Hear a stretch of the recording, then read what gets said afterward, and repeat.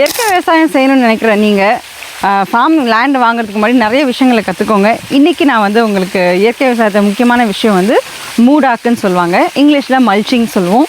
அதாவது இப்போ பார்த்தீங்க அப்படின்னா அடிக்கிற வெயில் கொளுத்துன்னு கொளுத்துது. ஆக்சுவலாக இந்த சீசனில் கூட இவ்வளோ வெயில் இருக்கக்கூடாது, பட் வேறு வழி இல்லை. கிளைமேட் சேஞ்ச்னால நமக்கு வெயில் பயங்கரமாக இருக்குது. பட் செடிக்கு தண்ணி ஊற்றுறதா இருக்கட்டும், மாடி தோட்டமோ இல்லை ஃபார்ம்லேயோ தண்ணி ஊற்றுறது வந்து இவாப்ரேட் ஆகி போயிடக்கூடாதுங்கிறதுக்காக தான் இந்த கான்செப்ட் ஆஃப் மல்ச்சிங். அதாவது மூடாக்கு நான் சொல்கிறது என்னென்னா, காஞ்சி போன இலை, அப்புறம் நமக்கு வந்து இந்த வாழை மரத்தோட பட்டை, இந்த மாதிரி எதெல்லாம் காய்ஞ்சு அது மக்கி உரமாகக்கூடிய பொருளோ அதை வந்து நம்ம மண்ணுக்கு மேலே போட்டுருவோம். இப்போ தினமும் தண்ணி பாய்ச்சிறப்போ அந்த தண்ணி வந்து அதில் ஹோல்ட் ஆகிக்கும்.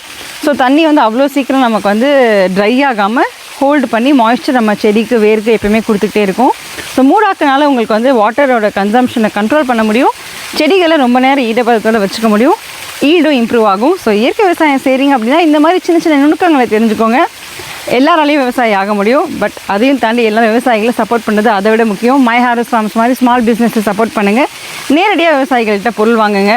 இந்த மாதிரி இன்ட்ரெஸ்டிங்கான ஃபேக்ட்ஸ் மை ஹார்வெஸ்ட்டை பற்றியோ இல்லை இயற்கை விவசாயத்தை பற்றி தெரிஞ்சுக்கணும்னு நினச்சிங்க அப்படின்னா கீழே தம்ஸ் அப் கமெண்ட் பண்ணுங்கள்.